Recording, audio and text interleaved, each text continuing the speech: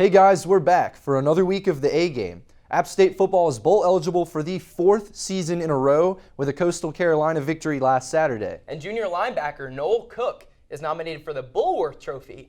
2 Mountaineers from the field hockey team earned All-MAC honors, and Kat Greer from women's soccer was named first team All-Sunbelt. Mountaineers Spotlight host Jay Boyd joined a special guest at Kid Brewers Stadium, and stay tuned for our Player of the Week. I'm Gray Salter. And I'm Austen Lopp, and this is the A Game.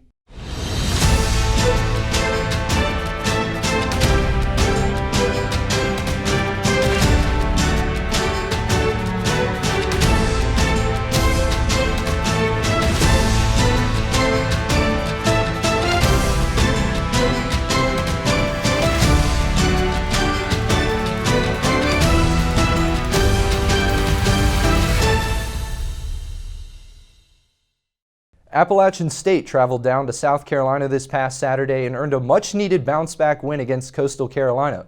App State gave up only 1 touchdown to the Chanticleers on a pick-6 during a botched screen attempt in the first quarter. From then on, it was all black and gold as Coastal would fail to score again for the rest of the game. App would close out with the win 23-7, improving their record to 6-2 and 4-1 in the Sun Belt Conference. In Austin, the App State defense definitely seemed to be the X factor in this game. I mean, I think the whole team played pretty well in all aspects, but the defense seemed to be really what stepped up the most. What do you think about that? For sure. I'm giving the game ball to the entire defense. Absolutely dominant, not allowing a single touchdown, that only touchdown coming up of that pick-6 that you mentioned earlier, and holding the Chanticleers only 178 yards and 11 first downs.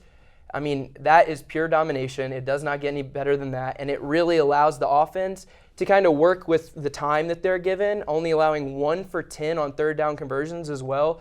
Definitely what the offense needed a lot for that defense to step up and say, all right, guys, here you go. We got this covered. Just score the ball. Absolutely. I mean, you definitely hit the nail on the head with that. I definitely think the offense needed the help from the defense this weekend, and they got it. And, you know, that 1 for 10 third down conversion stat, that is really, really impressive for me coming from that game. And when you think about the Mountaineer season as a whole, the defense is still number 1 in the country in third down stops. So, you know, leading the country in a stat like that, getting your offense on the field, your defense off the field, that pays dividends when you're trying to win football games. Absolutely. And the defense also stepped up in some individual moments big time.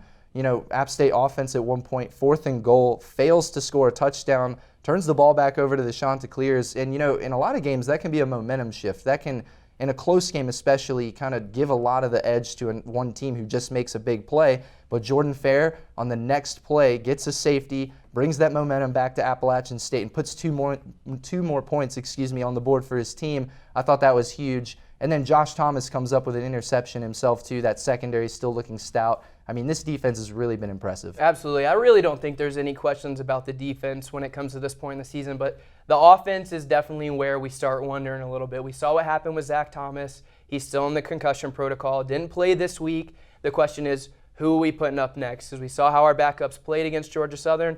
I don't think anybody was impressed.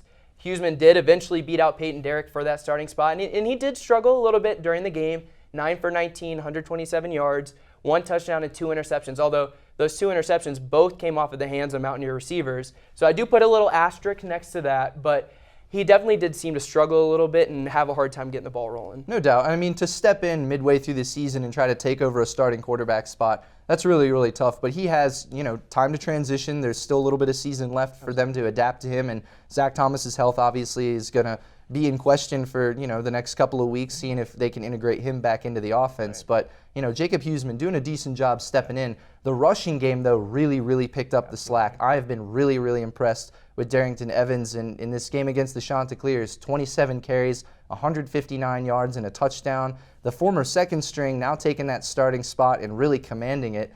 And then Marcus Williams Jr., the former third string, also breaks 100 yards and has a touchdown himself. So that dynamic duo in the backfield still strong even without Jalen Moore. Absolutely. And the real MVP here seemed to be the coaching staff because they seem to have everything figured out. And for more on that, let's cut to Coach Sapp.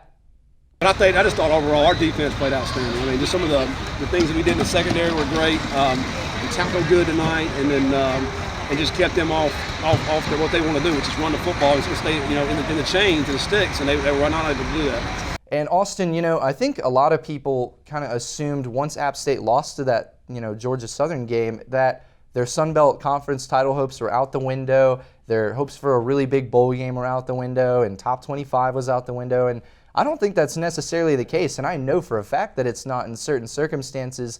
Georgia Southern needs to lose 2 more games this season for App to have a chance to kind of take that first spot in the Sun Belt East. And they lost a game this weekend on the same day that App State beat the Chanticleers. They lost to ULM 44-25. That's a huge win for ULM and for App State, trying to eliminate Georgia Southern from winning the Sun Belt East. And I completely agree with you. I don't think it's time to sell the season or anything like that. Georgia Southern still has Troy, Coastal, and Georgia State left on their schedule. Troy, obviously, very powerful as well. But App needs to win out. And they have to beat Troy.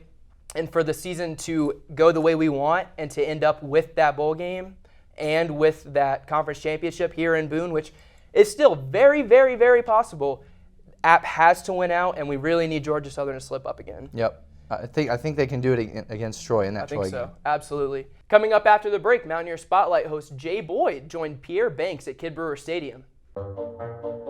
They call me Prince like I'm royalty or something. But the places I've lived ain't no palaces. So I don't need grilled salmon or a new scratching post. Just give me a cardboard box and a can of tuna and we're good. You can even change my name. I'm cool being the kitty formerly known as Prince.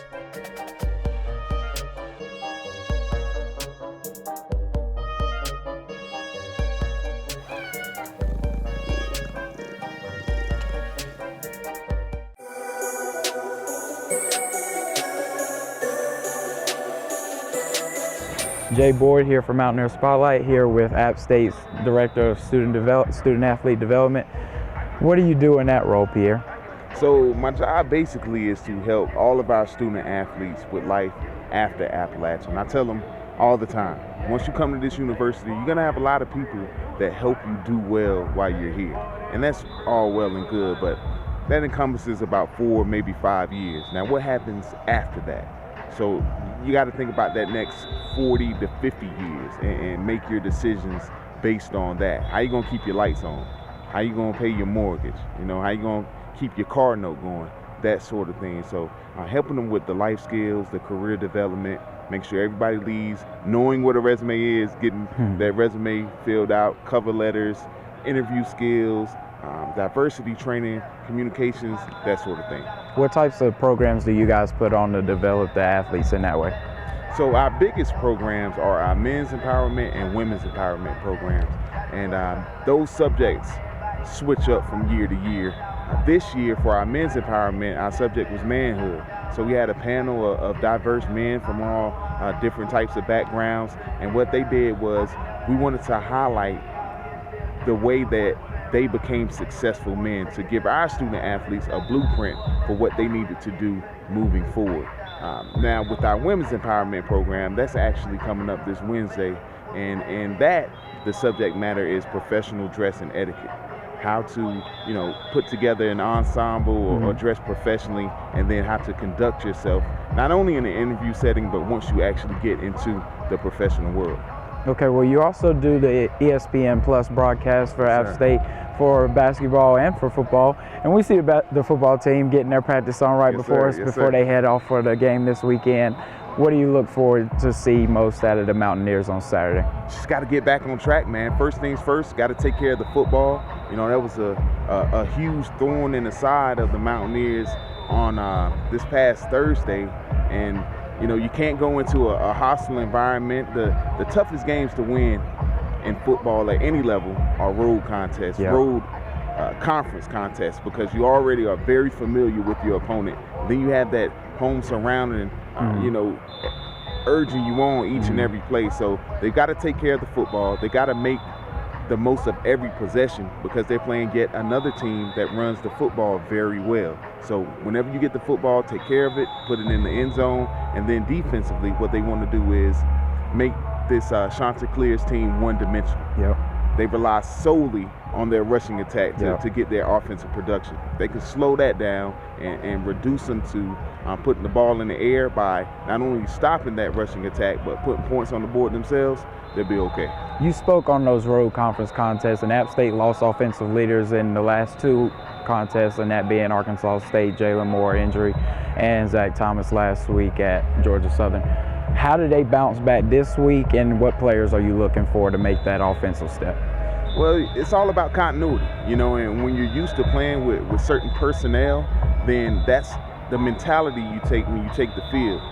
And when you go into a game and the person that you've been practicing with all summer, all spring, he goes down on the first series. It's a big adjustment when you have Peyton Derrick try to step into those shoes. Now, you've got a whole week plus a couple of days of practice where he's been able to get some first-team reps. If he has to answer the bell this week, I think it'd be a lot more continuity, not only with him, but the other 10 individuals surrounding him. Now, in the running backs position, they're going to be okay. They're ultra talented. This offensive line, for the most part this year, has looked incredible, and they'll look to take advantage of a team that's given up well over 200 yards on the ground per. And App State will play the Chanticleers this weekend. You spoke on that. You strapped up here for 4 years for Appalachian State, played during the Michigan days, the heyday. I did. What's your most memorable moment from those days? Man, it's actually back in 2005, en route to our first national championship game right here on this field. We were playing Furman, and we were down, and I think it was the 3rd or 4th quarter, and Furman was driving, really looking to get the nail driven into the coffin, and they had 1st and goal. And at a certain point, their vaunted fullback just ran right through our defense like a butter knife through warm butter, right? So all of a sudden, coach turns to me and says, "You're in." So I get in the game on 1st and goal, and we get a goal line stand, man. I was in on 3 of the 4 stops, and in the last stop, myself and Jason Hunter, we were able to take that big fullback down, stop him, and then got the momentum from there, and that carried us to our first natty. You spoke on your memorable moment here. What would you compare this football team and the football teams of your time? Are there any comparisons to make there? Not at all. I think these guys are ultra talented. They're bigger, they're faster, they're stronger than we were, and they're playing at a higher level. When I was here, as you mentioned, we won 3 national championships, but we only beat 1 FBS program. These guys do it week in and week out, so it's kind of comparing apples to oranges. I'm not sure how we would match up. Of course, I'd like to say that we would compete against these guys, but I mean, they're pretty doggone good. The basketball team played an exhibition just last night. They're starting to fire up a little bit. They're going to get started with their season here soon. What have you seen out of them that you look forward to seeing put on the floor this season? Again, it goes back to that continuity, right? So on the men's side, they returned 4 starters from a team that finished 3rd in the Sun Belt last year. So, you got Jim Fox, who's really coming into his own here on the mountain and really has the pieces in place that he's wanted for the first time. You got Ronshaw Shabazz, who is just a man on the court, and he'll look to continue to grow and get better in that point guard position. Year number 2 there for him, so he'll continue to grow there and make the individual pieces around him better. And then I think the key cog in the men's wheel, at least, is Tyrell Johnson. He is ultra talented, quick, he's lanky, he's developed the outside shot, and of course can take it to the rack at any time. So he'll be the key piece for them there. If they can get him going, especially on the defensive end of the basketball, I think they have a pretty good season. And you look at the women, again, continuity, returning all 5 starters from a team that was very young a year ago. Turnovers hurt them, and late game situations, that should be rectified this year, because you do have those young pieces that were freshmen and sophomores last year. Now they're sophomores and juniors with that experience of playing with each other. Last season, their best player goes down in an exhibition game. Maddie Story, she's back this year to be that senior leadership that they really, really needed last year. And depth is not a problem. So in late game situations, you shouldn't see them get tired and fatigued, and it should carry them a long way this year. Well, thank you for coming out and spending some time with us today. For Mountaineer Spotlight, Jay Boyd, back to you guys. Thanks, Jay, for a very cool word there on Pierre Banks. I know for a fact that Pierre is one of the most active alumni here in the Boone community and with Appalachian State University. He's always working with the football team and the players and helping out the young guys acclimate themselves to Boone and to the university. So very cool stuff there to hear from Pierre Banks. Up next, we've got the Q&A game, and we were asking people around campus if they actually know where Coastal Carolina is, what they predicted the score will be, and what position they would play on the football field if they could, and why. Check it out. Hey guys, so our football team takes on Coastal Carolina this Saturday. Can you give me a score prediction? We're winning all the way. Yes. What is your prediction? We're going to go with 12 to 43. I love it. That's awesome. Do you guys know where Coastal Carolina is at? The coast of Carolina. Our football team takes on Coastal Carolina this Saturday. What's your score prediction for the game? 27-0. With who winning? Oh, us, duh. What's your score prediction for the game? 69-3. 69-3. App all day. Come on. And do you know where Coastal Carolina is located? It is. I forgot the name of the city, but I do know. North Carolina, South Carolina? North Carolina. South Carolina. Surprise. Which one am I thinking about I then? don't know. Do you know where Coastal Carolina is at?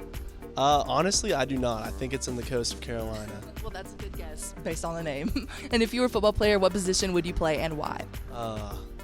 Definitely tight end. I like to hit people. Yeah. Do you know where Coastal Carolina is located at? Absolutely not, and who cares? Right. Who does care? They're our opponents. No one cares. So what is your score prediction? I'm going to say 65-0. App State winning. Yeah. Do you know where Coastal Carolina is located? Is it in South Carolina near like Myrtle Beach? To answer that correctly. Yeah. That's awesome. And if you were a football player, what position would you play and why? Linebacker, because I know how to pronounce that word. All right. I would 100% be the kicker. The kicker? Yes, because I don't think they get tackled. Oh, wait, just the linebacker get tackled? Thanks, guys. And if you were a football player, what position would you play and why? Quarterback all day. Quarterback why? Because I'm going to beat Tom Brady and get all more rings up. I'm going for 19. I love that. 19. Awesome. And if you were a football player, what position would you play and why? Quarterback, because they're the ones that throw the ball. Yes, that's right. I don't know anything about football. And Austin, let me tell you, I know firsthand, I am from Wilmington, North Carolina. I know where Coastal Carolina University is. He does. Absolutely. He knows exactly where it is. And I'm going to drop this on you right now. Hot take, final score, 23-7 Mountaineers. You watch. You heard it here first. I know what I'm talking about, guys. Absolutely. I know. But Austin, if you were to strap on the pads, lace up the cleats, and walk out into Kid Brewer Stadium for the App State Mountaineers, what position would you play? Backup quarterback. Absolutely. Easiest position, I think like the average salary is like $5 million a year. I'll make $5 million a year to hold a clipboard. Absolutely. What about you? All right. I played football as an underclassman in high school. I was a wide receiver. So you know what? I think I'd have to get out on Duck Island, maybe give him a run for his money. Absolutely. Bring down that Legion of Boone. Coming up next on the A Game, we will give you coverage of the men's and women's basketball teams, soccer, volleyball, and field hockey. Stay with us. They call me Maxie, but I prefer tripod. I was your above-average four-legged homie, and then wham, bam, minivan. Some people pity me. Now that's lame. I still run, fetch, and swim. And the ladies love me. I'm the ultimate wingman. Just don't ask me to high five.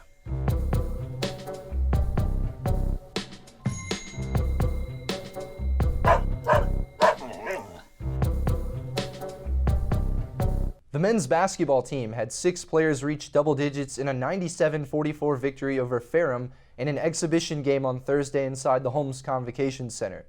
Justin Forrest led the black and gold with a game-high 16 points and a game-high tying 8 rebounds. Isaac Johnson had 12 points, 4 rebounds, and 4 steals. Bennett Hawley had 11 points and 6 rebounds, and Tyrell Johnson had 11 points and 5 rebounds. Ronshad Shabazz scored 11 points with 4 assists, and Joseph Battle had 10 points for the black and gold as well. The Mountaineers scored 38 field goals and pulled down 54 rebounds in the win, 17 of those offensive. App State will officially tip the 2018-19 season on Tuesday against Morris Hill at 7 p.m. in the Holmes Convocation Center. The women's basketball team topped Lee's McRae in an 82-54 defeat in the only exhibition game of the preseason on Saturday in the Holmes Convocation Center. 4 players scored in double figures, with Tiara Wilson tallying 13 points, and Bailey Plummer had 12 and 14 rebounds. Bree Stanley recorded 12 points and 10 rebounds, registering a double-double. Maddie Story scored 12 points to round out the leading scorers. The Mountaineers have 5 days to prepare for the season opener on Friday against the preseason Conference USA favorite UAB. First tip is scheduled for 7 p.m. in Birmingham. The volleyball team recorded its 10th Sun Belt victory of the season with a full sweep over Georgia State on Friday evening inside the Holmes Convocation Center. App State has won 5 in a row and stands 18-7 overall and 10-3 in the Sun Belt Conference. It marks the 3rd time the Mountaineers have reached double-digit Sun Belt victories since joining the league in 2014. The Black and Gold also hold a 1-game lead on Coastal Carolina for first place in the Sun Belt East Division. Emma Longley posted her 4th consecutive double-double with 15 kills on a .268 hitting percentage with 12 digs. Kara Spicer had 11 kills against 2 errors on 17 attempts and finished with a .529 hitting mark. Grace Morrison helped with 8 kills and hit .438. Becky Porter recorded 39 assists and 8 digs. Emma Riley finished with a team-high 14 digs and 2 service aces. The Mountaineers hit .290 in the win and recorded 48 kills. Appalachian State will close out home play on Sunday at 12:30 p.m. against Georgia Southern. The Mountaineers will also honor their 4 seniors, Sydney Hines, Melissa McMath, Becky Porter, and Jenna Talbert. The women's soccer team fell 3-0 to number 5 seed South Alabama in the first round of the Sun Belt Championship tournament on Wednesday afternoon at the Foley Sports Complex. The Mountaineers season concludes at 9-9-1. Despite the loss, Appalachian more than doubled its win total from the 2017 season to a 9-9-1 mark and recorded its most Sun Belt wins since joining the league with 6 victories. After being picked to finish 8th in the preseason, the Black and Gold finished as the number 4 seed in the tournament. The men's soccer team defeated Howard in a 3-0 victory on Senior Day at Ted Mackerel Soccer Complex and improved its home mark to 4-1-2. With the win, the Mountaineers secured its first winning season since 2012 and the highest finish in the Sun Belt since 2014. Jake Chastain recorded his 7th clean sheet of the season, which puts him in a tie for the 2nd most shutouts in a single season in program history. The Black and Gold will be 3rd seed in the Sun Belt Conference. App will face number 2 seed Georgia Southern on Friday, November 9th at 7 p.m. in Statesboro, Georgia. The field hockey team fell 4-0 to number 2 seed Kent State in the MAC tournament semifinals on Friday afternoon at the Miami Field Hockey Complex. The Black and Gold concluded the 2018 season with a 7-14 record. They earned their first 2 MAC tournament victories in program history earlier this week, defeating Central Michigan 5-1 in the opening round and Longwood 2-0 in the quarterfinals. 4 Mountaineers recorded shots. Junior Allie Williams had 2, and sophomore Verl Van Hertem, freshman Friedrich Stegen, and freshman Anna Smarelli all recorded 1 shot. Also this week, sophomore Verl Van Hertem and Annette Giroux both earned All-MAC honors for the first time in App State careers. Van Vernem was named first-team All-MAC and Giroux was named second-team All-MAC. Now it's time for our Player of the Week. Our Player of the Week this week is middle linebacker Jordan Fair from the football team for his monster of a game against Coastal Carolina after a questionable call against Georgia Southern ejecting him from that game. Fair had 3 sacks, 1 hurry, and a forced safety after App State turned the ball over on downs. He led App in tackles and in sacks. A big game there from Jordan Fair, but that's going to do it for us today here on the A Game. Thanks for watching. I'm Gray Salter. I'm Austin Lopp. Check in next week.